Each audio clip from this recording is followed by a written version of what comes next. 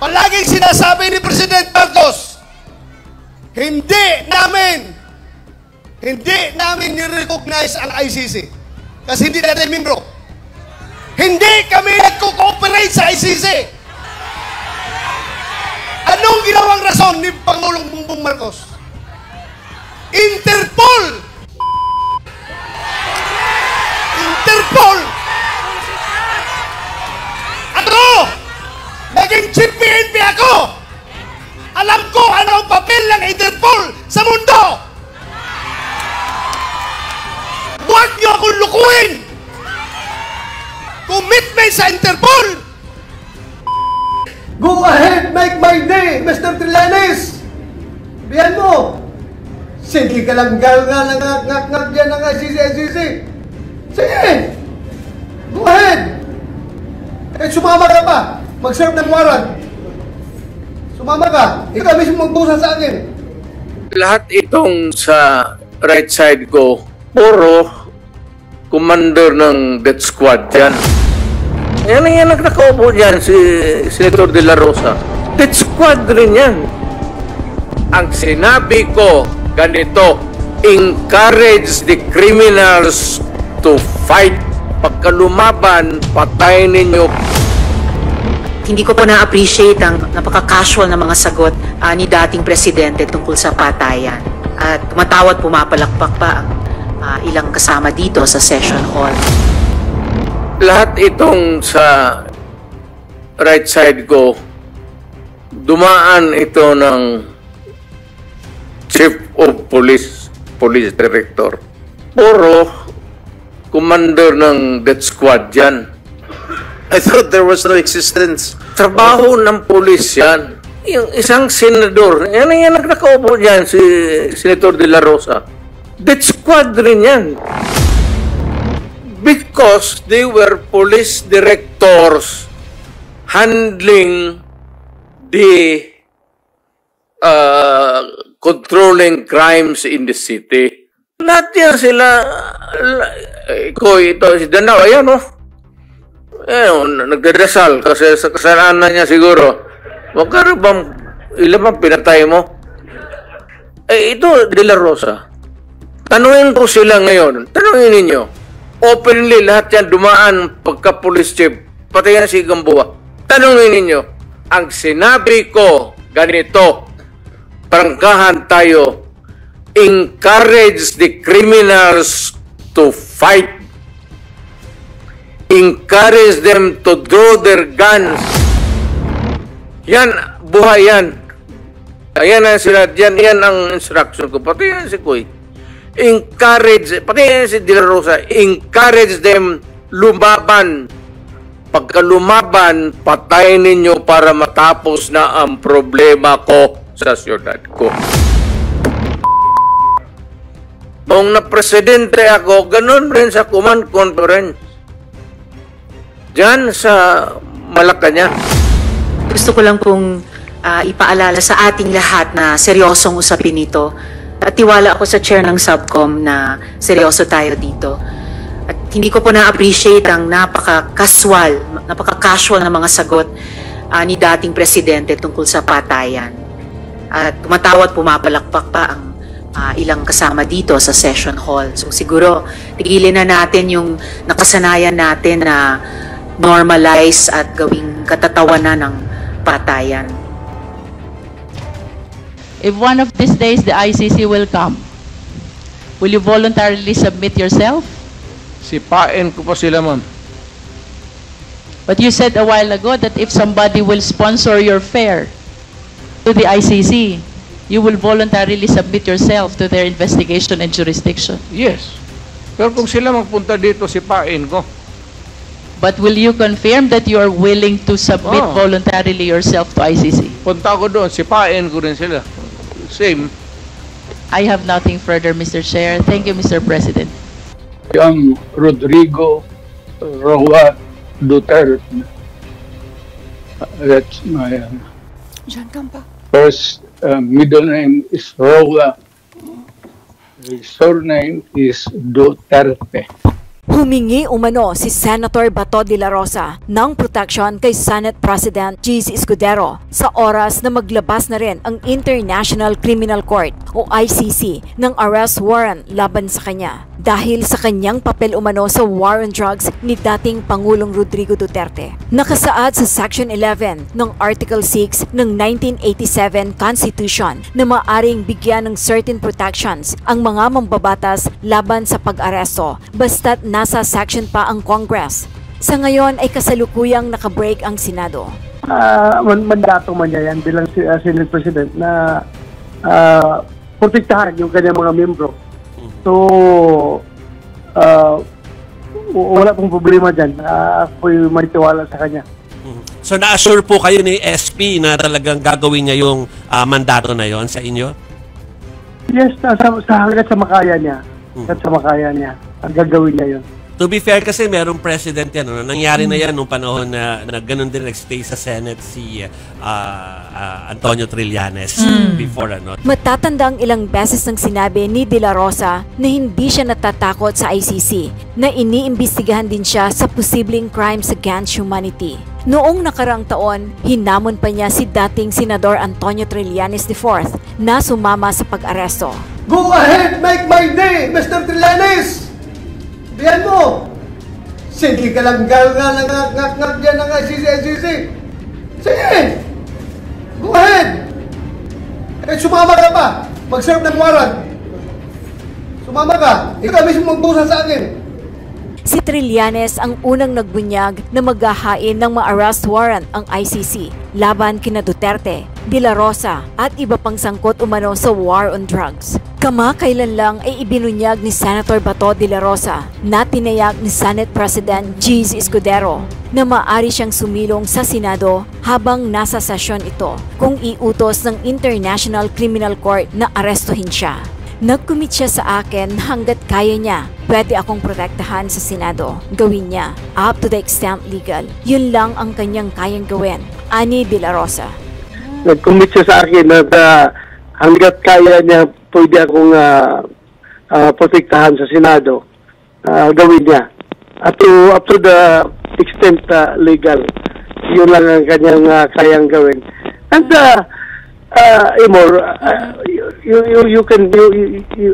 I have said na gusto ko pumunta at maalala si Pangulong Duterte.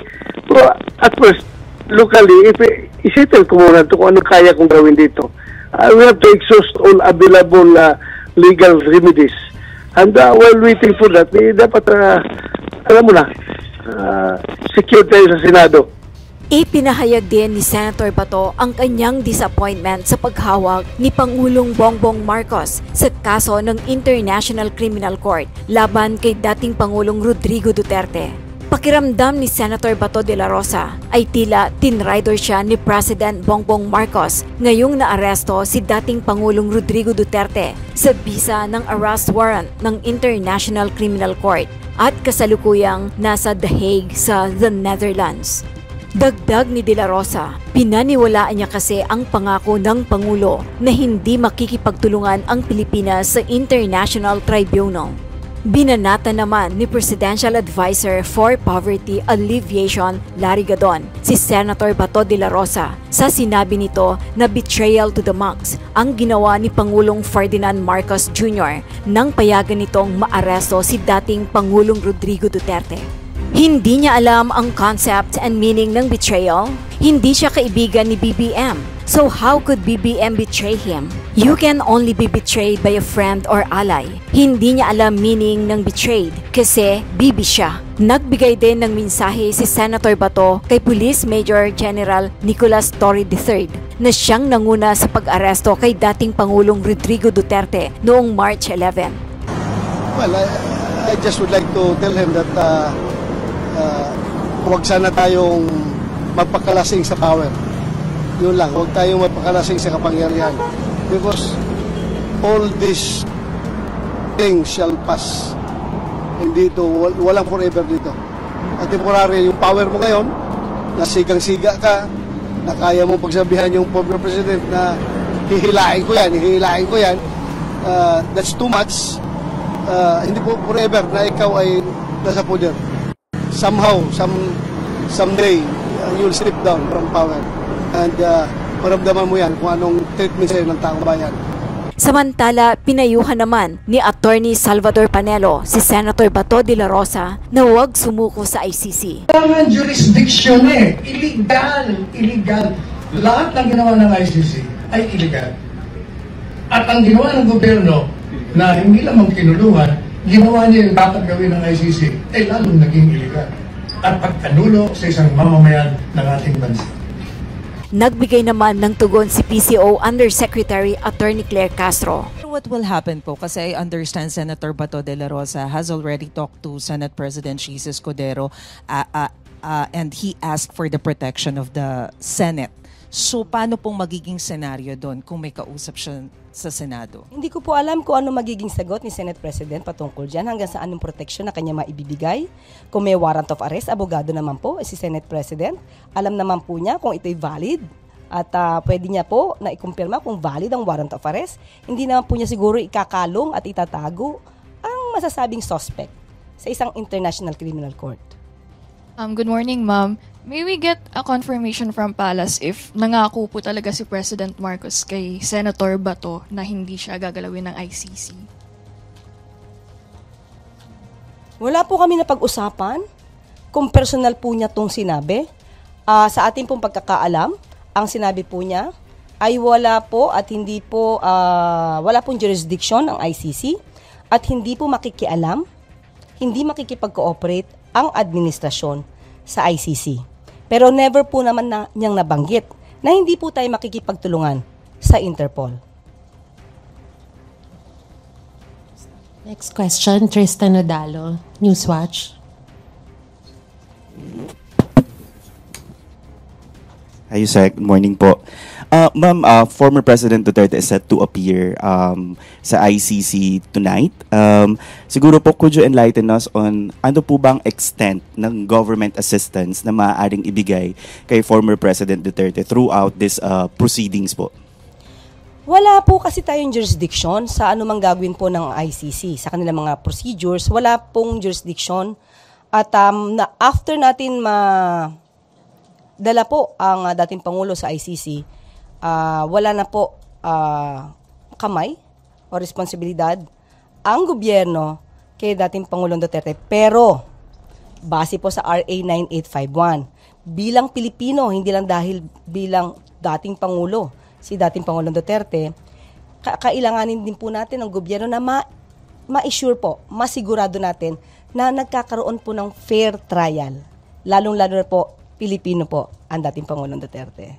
Okay, pero lahat po ng mga gastusin, like for example, for legal counsel and all, private capacity na po yun ni former President. Sa kanya dapat manggaling yun? Opo. Kahit nga po sa mga complainants, hindi rin po yan talaga sagot ng gobyerno dahil may kanya-kanya po silang mga abogado at sabi nga po natin, wala po tayong responsibilidad or wala tayong hand over the ICC proceedings. Last question na lang po, Yusek.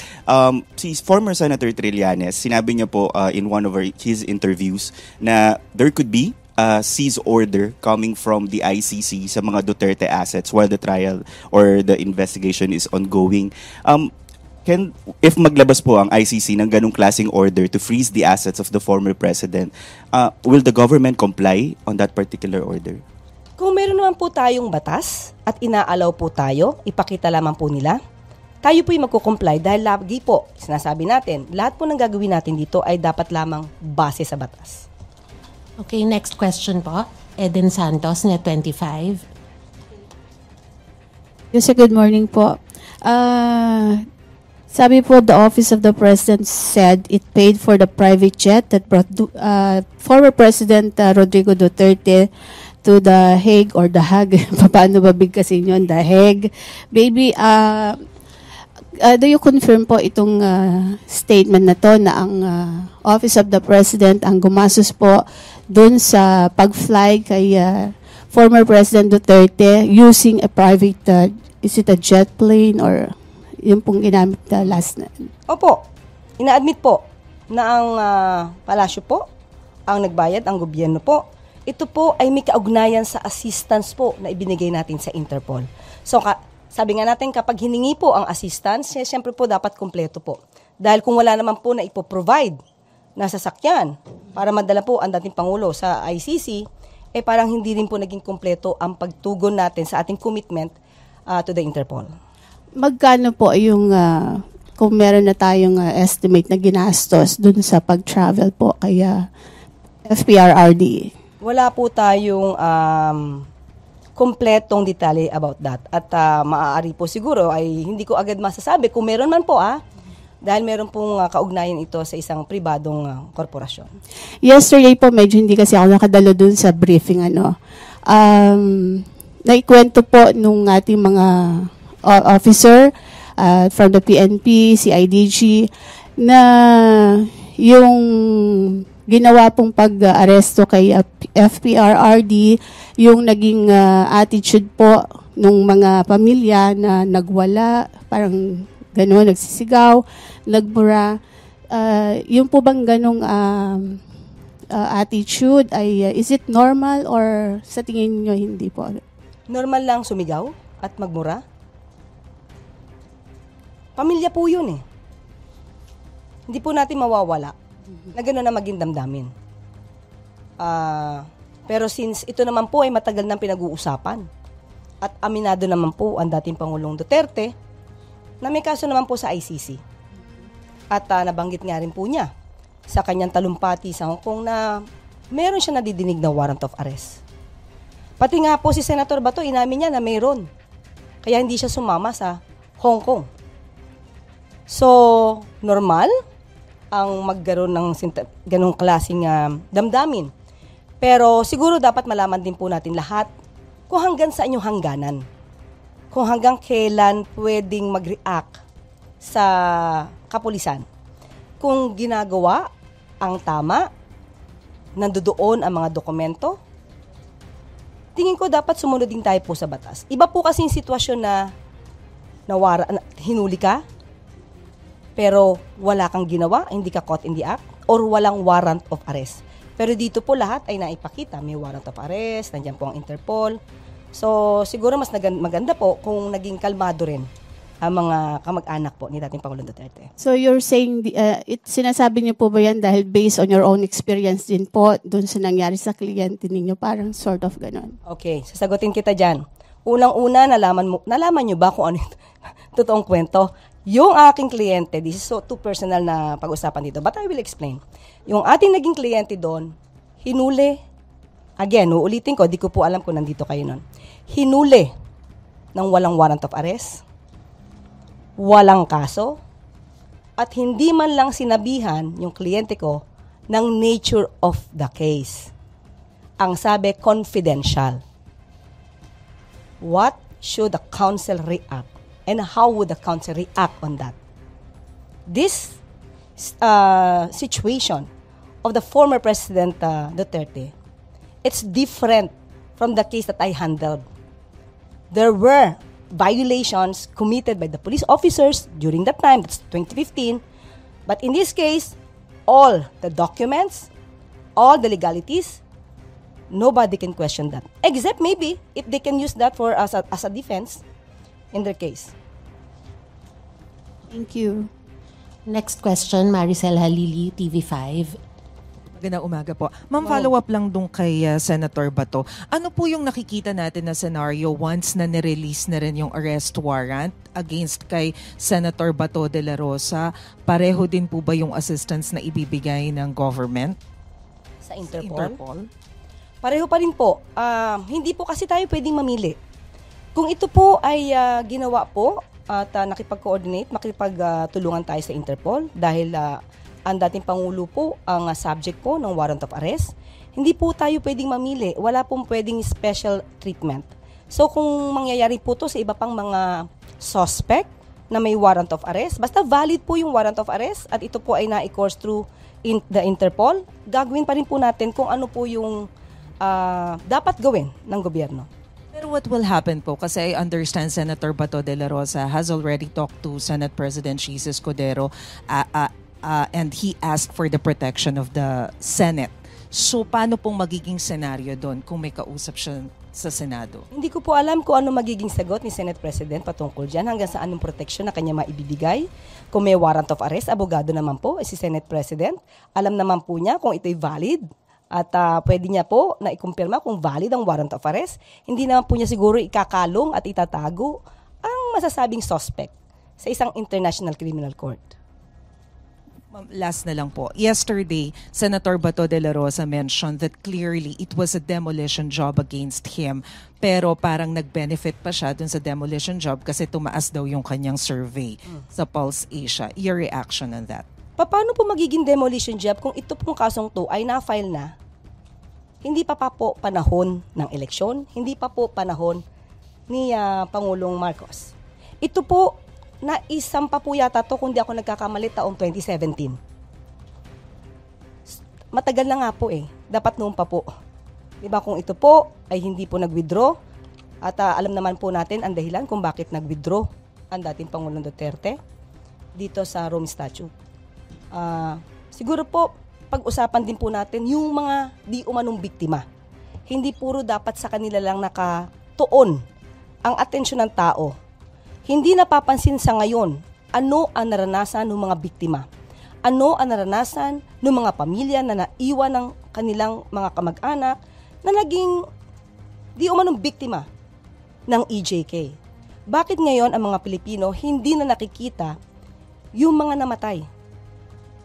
Bakit na pagtutuunan natin ng pansin yung pinagbibintangan na pumatay at nagpapatay? Bakit parang nag-glorify pa natin sa ngayon yun ang naaakusahan ng murder and crimes against humanity? Sana po ang taong bayan, buksan naman nila yung isip. Tingnan po nila, ano ang naramdaman ng mga tao, ng pamilya na naging biktima ng EJK. Sorry, how far are we from achieving justice for those victims? Doon po sa ICC? EJK. Ng EJK. Sa ngayon po, alam ko po may mga naka-pending po na complaints. Pero ayun nga po, kay SOJ Rimulya, yung mga complaints naman po, kung di ako nagkakamali, yung complaints po sa ICC, ay hindi naman po yan itatouch. So most probably, para hindi po magkaroon ng overlapping ng cases at para hindi masabi namin magkaroon ng double jeopardy in the future. So, tignan po natin at tatanungin ko po rin si SOJ patungkol sa mga pending cases patungkol po dyan. Next question, Annalisa Berano, Bomboradio. Yusek, good morning.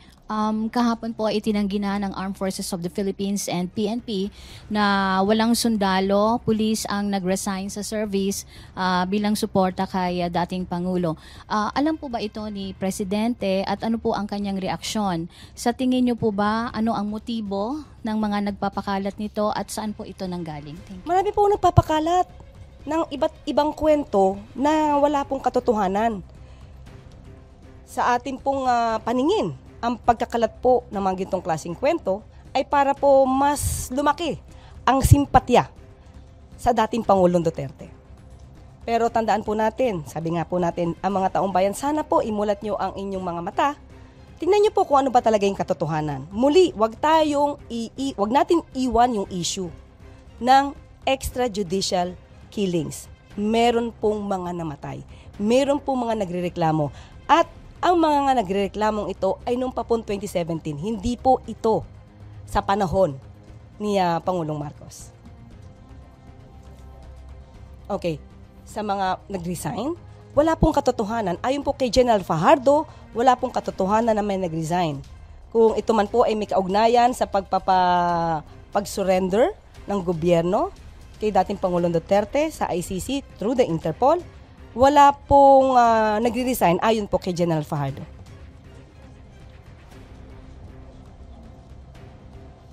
Kung wala pong nagre-resign, mas maganda po, di masaya po siya. Thank you. Next wala po, loyalty check, wala po. Dahil kampante po ang Pangulo na ang ginawa po naman ng administrasyon ay naaayon sa batas. Next question, Ivan Mayrina, GMA7. Yusek, magandang tanghali. Kaugnay ito nung sinasabi ni Senator Bato that he feels betrayed to the max Those were his words.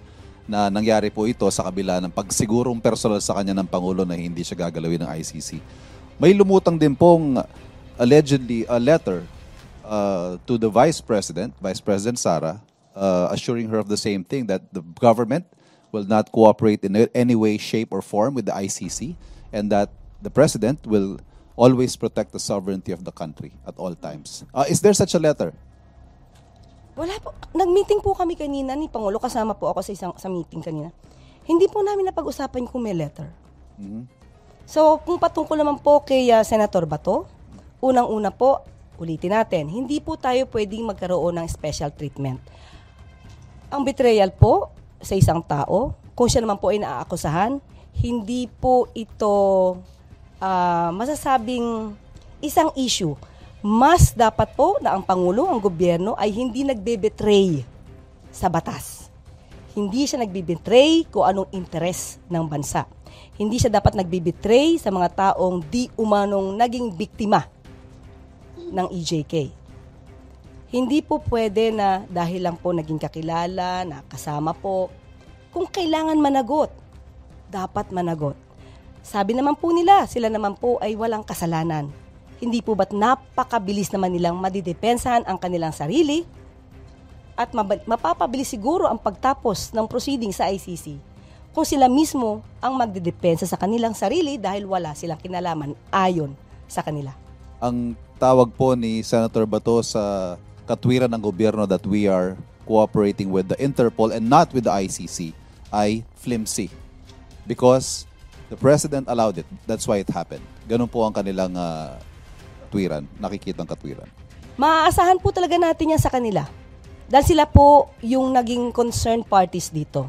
Maaasahan po natin ang ganyan damdamin. Pero hindi po niya pwedeng diktahan kung ano po ang ikikilos ng administrasyon. Lalong-lalo na po kung ito naman po ay mayroong patungkol sa ating commitment sa Interpol. Next question, Pierre Pastor, Bilyonaryo. Just concerned about the First Lady, Yusek. Wala pa kaming nakikitang video of her that she's back and kung nasaan po siya and if she's okay. Yung tungkol po dun sa case na ibinibintang sa kanya. Wala pong katotohanan. Dahil po nung Monday po, dumating po siya dito, kung di po ako nagkakamali, mga 5 o'clock na madaling araw. Dahil po meron po siyang sinend sa aming video, sa amin po, na supposed to be na makakamit niya na pagdating po niya, 5:58 po ang nakaregister po sa akin na oras na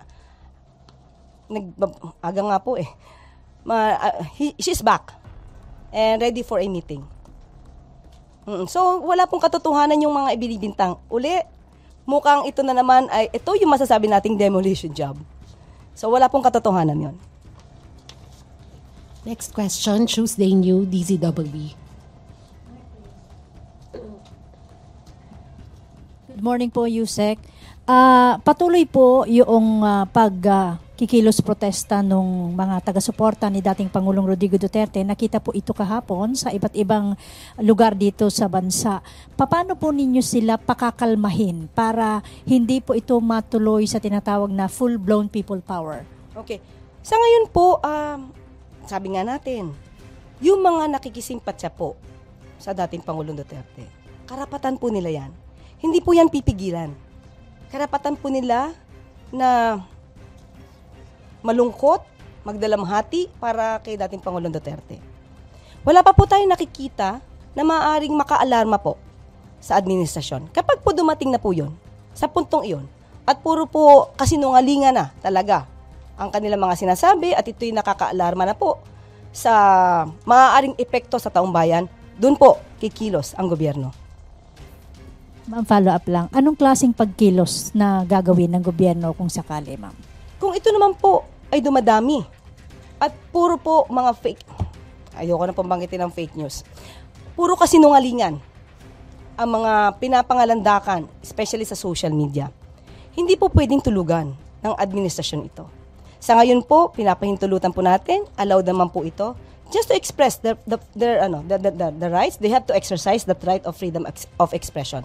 Pero kung susobra po, of course, magkakaroon po tayo ng plano kung paano po ito masasawata para po ito ay para sa gobyerno para sa taong bayan kapag ka po kasi nagkaroon ng demolition or destabilization, hindi po pwedeng tulugan ng gobyerno to. Lalo po na ang gobyerno naman ay sumusunod lamang sa batas.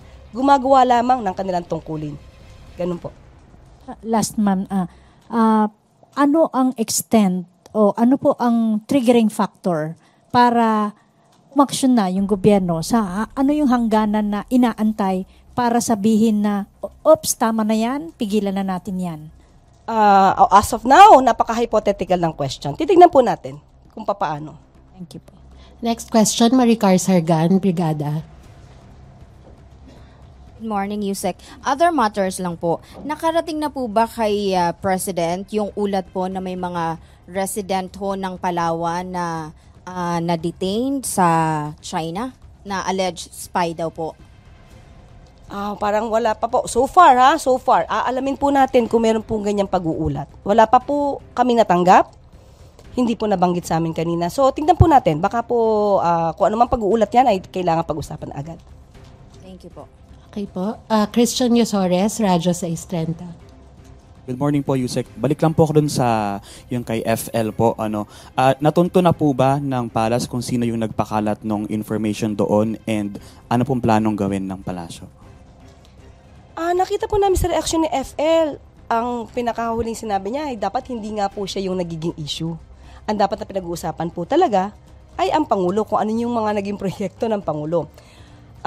Hindi po niya ito dinaramdam dahil alam naman po niya ang katotohanan. At kami po mismo, ako po, I can attest na nakasama ko po siya sa meeting. Kaya po, yung mga ganyan pong kwento, sana nga po magmulat ang mga tao. Yung mga taong nagpapakita po niyan, social media, na wala pong kredibilidad, kung hindi po nanggagaling mismo sa mainstream at wala pong ebidensya, sana po wag kayo agad maniwala.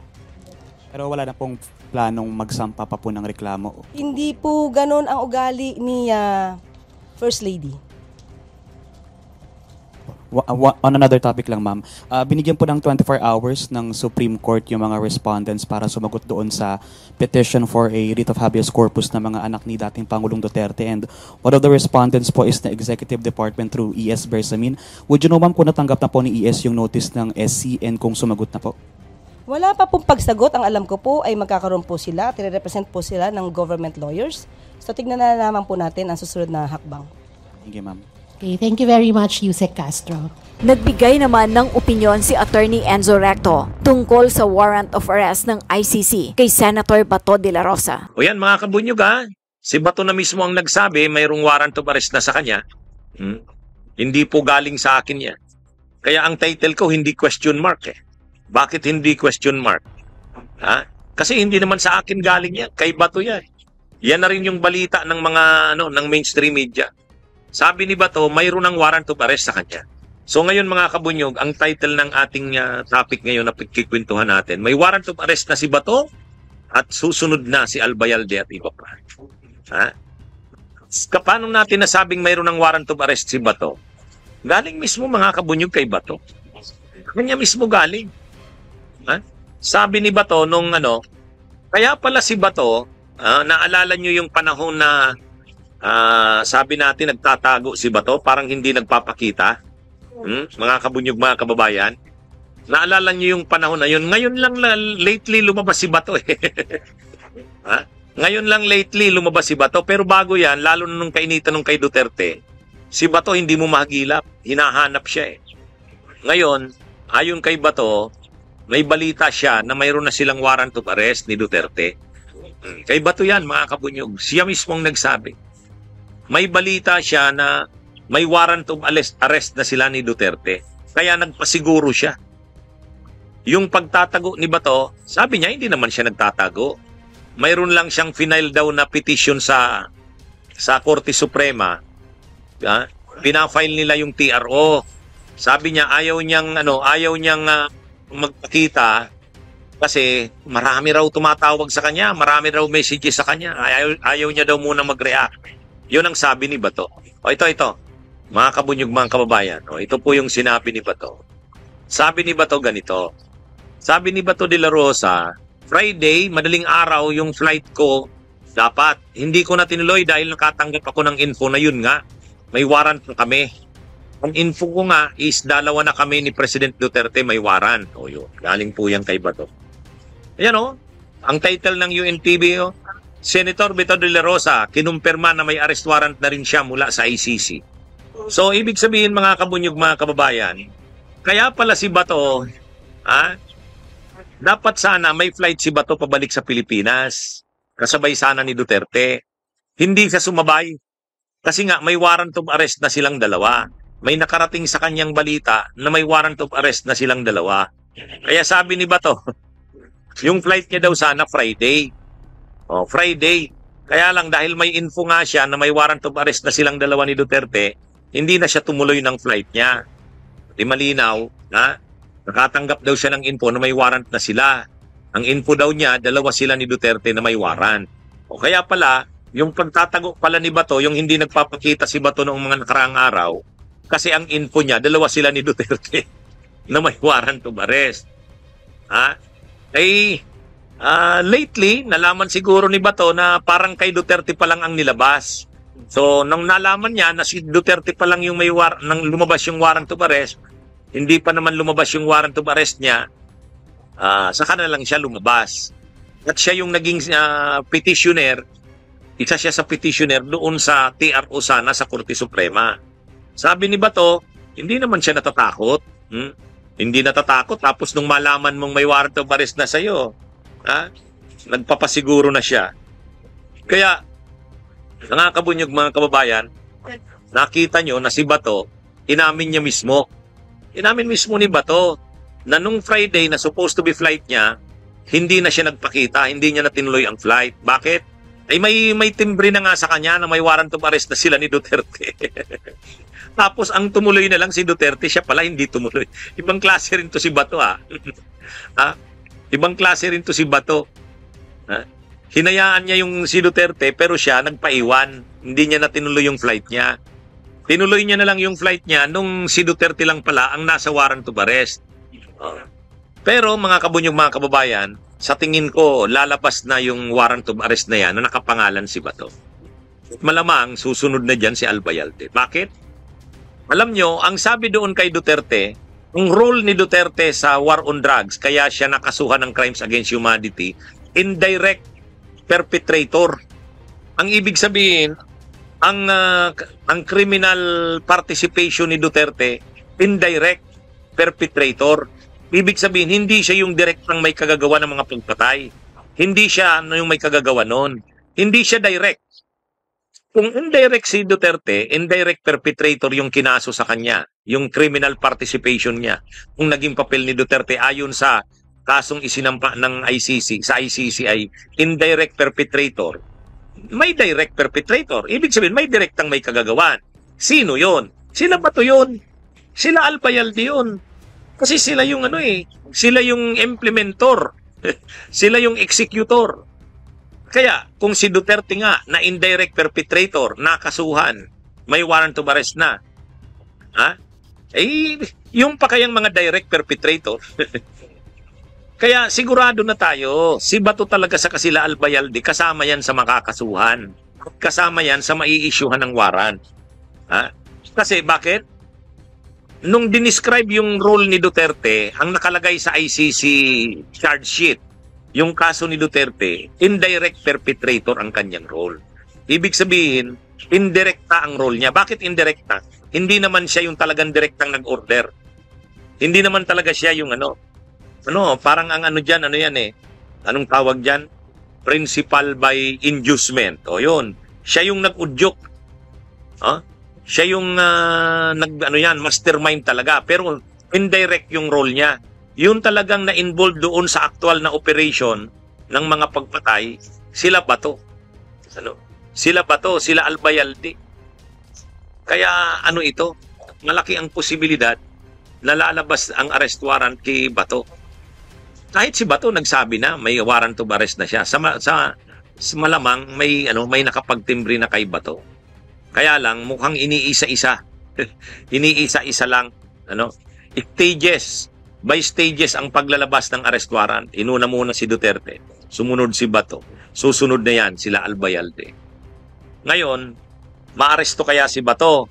Sabi ni Bato, hihingi siya ng tulong or proteksyon ng Senado. Kaya nakikiusap siya kay Escudero na suportahan siya, proteksyonan siya. Si Albayalde ganun din. Humihingi daw siya ng proteksyon sa gobyerno. Kaya lang, naglabas na ng statement ang Malacanang. Ang statement ng Malacanang ganito. Sabi ng Malacanang, kapag lumabas ang arrest warrant kila Bato at sa iba pa, katulad nung nangyari kay Duterte, magko-cooperate na naman sila sa Interpol. Magko-cooperate sila sa Interpol. Di patay. Walang silbi yung sinasabi ni Bato na humihingi siya ng proteksyon sa Senado. Tingin ko hindi siya kayang proteksyonan ng Senado. Hindi naman ibig sabihin na senador ka, hindi ka pwedeng arestuhin. Naalala natin si Laila de Lima nung pinakasuhan ni Duterte. Nakaupong senador si Laila nun. Pero kahit nakaupo kang senador, inaresto nun si Laila. Sumurrender si Laila. Ganon din sila Jingoy Estrada noon, sila Bong Revilla. Nung nakasuhan sila sa PIDAP, scam, naaresto sila nung panahong nakaupo pa sila. Kaya itong si Bato, hindi rin tatagal niyang hindi sinasabi niyang puproteksyonan siya ng Senado. Hindi naman sila makakaasa sa gobyerno kahit si Albayalde, sabi niya Albayalde, sana proteksyonan kami ng gobyerno. Kaya lang nagsabi na si Yusek Claire Castro Katulad ng nangyari kay Duterte, magko-cooperate ang gobyerno sa Interpol. Pag lumabas ang arrest warrant ng ICC, tapos pinadala ng ICC sa Interpol, yung arrest warrant ni Bato o kaya ni Albayalde at iba pa, ang sabi ni Yusek Claire Castro, magko-cooperate uli ang gobyerno. Kaya, si Bato naman, ang sabi niya, hihingi siya ng proteksyon kay Ches Escudero, proteksyonan siya ng Senado. Ganon din si Albayalde. Umaasa raw siyang puproteksyonan siya ng gobyerno. Ay hindi. Nagsabi na ang gobyerno sa pamamagitan ng opisyal na tagapagsalita nito, si Undersecretary Yusek Claire Castro. Magko-cooperate ang gobyerno ng Pilipinas. Kaya ito, again, ano na lang ito? Naghihintay na lang ito kung kailan lalabas yung arrest warrant. Sabi ni Bato may arrest warrant na siya, pero mukhang hindi pa sa kanya nakakarating. Ako, naniniwala ako may arrest warrant na yan. Alam nyo naman yung arrest warrant ni Duterte may nakalagay secret eh. Kahit yung kay Bato, may nakalagay yan secret. Kay Albayalde, may nakalagay yan secret. Mga kabunyog, mga kababayan. Kaya ito, abangan natin. Si Bato galit na galit kay PBBM. Sabi niya kay PBBM, nangako siya sa akin, ni isang buhok daw sa ulo niya. Wala daw magagalaw dyan. Kasi hindi raw sila magko-cooperate sa ICC. Sabi ni Bato, betrayal to the max ang ginawa sa akin. Betrayal to the max. Pinagkanulo daw siya. Alam nyo ang sabi ni Yusek Claire Castro dyan sa issue ng pinagkanulo sila ni PBBM? Sabi ni Yusek Claire Castro, hindi sila pinagkanulo. Mas mahirap kung ang pinagkanulo daw ni PBBM yung batas. Ibig sabihin, nakilagay sa batas na ganito tapos hindi sinunod. Kaya lang, galit talaga si Bato. Kasi sabi ni Bato, inassure daw siya ni PBBM na hindi magko-cooperate sa ICC. Pero sabi naman ni PBBM, hindi naman kami nag-cooperate sa ICC, sa Interpol kami nag-cooperate. Sabi ni Bato, shallow na aliba yan, palusot lang yan. Totoo naman, sa totoo lang, yung sinabi ni PBBM, hindi siya magko-cooperate sa ICC, pero magko-cooperate sa Interpol. Pareho ang resulta niyan. Kahit hindi ka mag-cooperate sa ICC, kung mag-cooperate ka sa Interpol, mahuhuli pa rin sila Bato. Mahuhuli pa rin sila Duterte. Pero Bato, hindi naman nagsabi si PBBM na hindi siya magko-cooperate sa Interpol. Ang sinabi niya, hindi magko-cooperate sa ICC. Ang problema, hindi nyo nakita yung ni PBBM. Magaling yung nila PBBM eh. Sabi nila, hindi kami magko-cooperate sa ICC. Hindi kami magko-cooperate sa ICC. Di tiwala naman si Bato. Mayabang pa si Bato sa Kasidigong. Kasi hindi nga magko-cooperate ang gobyerno sa ICC. Pero nung bandang huli, na iba na yung statement ng gobyerno. Hindi kami magko-cooperate sa ICC, pero magko-cooperate kami sa Interpol. Patay. Ano naman ngayon kung hindi magko-cooperate sa ICC, pero magko-cooperate sa Interpol, ma-aresto rin sila ng Duterte, sila Bato. At yan na nga yung nangyayari ngayon. Yan mga kabunyog, mga kababayan ang nangyayari dito. Kaya yan. So, ito? Kapag lumabas ang arrest warrant ni Bato at saka ni Albayalde, wala silang magagawa dyan. Sabi ni Bato, wala na akong magagawa dyan. Sabi rin ni Albayalde, masyadong napipressure ang kanilang pamilya sa isyong ito ng ICC. Yun, dapat naisip nyo yan noon. Nung ino-order ni Duterte ang mga pagpatay, dapat naisip nyo yan. Hindi lahat ng panahon kayo ang nasa kapangyarihan. Oh, no man is above the law. Tama si Roberto Consolacion. Yan ang problema sa inyo eh. Itong sabi, inamin naman ni Albayalde, sabi ni Albayalde, masyado na silang napipressure ang pamilya niya dyan sa issue ng ICC.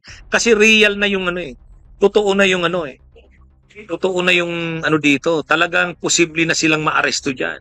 At nagsabi na ang gobyerno, magko-cooperate ang gobyerno sa Interpol. Kaya nakikita na ni Albayalde, pag lumabas ang arrest warrant, kulong siya. Si Bato alam na rin.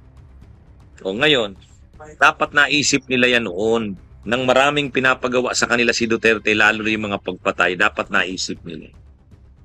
Hindi sila nagtira ng ano eh. Hindi sila nagtira ng ano eh.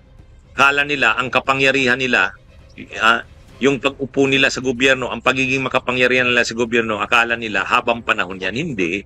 Walang forever sa mundo. Yun ang hindi nila naisip. Kumbaga, nung panahon, nakala mo sa kanila, walang katapusan ng kapangyarihan nila. Dapat inisip nila noon na hindi lahat ng panahon kaya silang dipinsahan ni Duterte. Ang ano, dapat nagpasiguro sila na ang susundin lang nila mga lawful orders. Ay hindi. Akala nila, dahil makapangyarihan si Duterte noon, wala nang katapusan ng kapangyarihan. Hindi. Hindi ganun yun. Anyway, so yan muna mga kabunyog, mga kababayan, magandang araw sa inyong lahat. Mabuhay po tayo. Mag-subscribe at i-click ang notification bell para sa mga susunod na video updates. Maraming salamat po.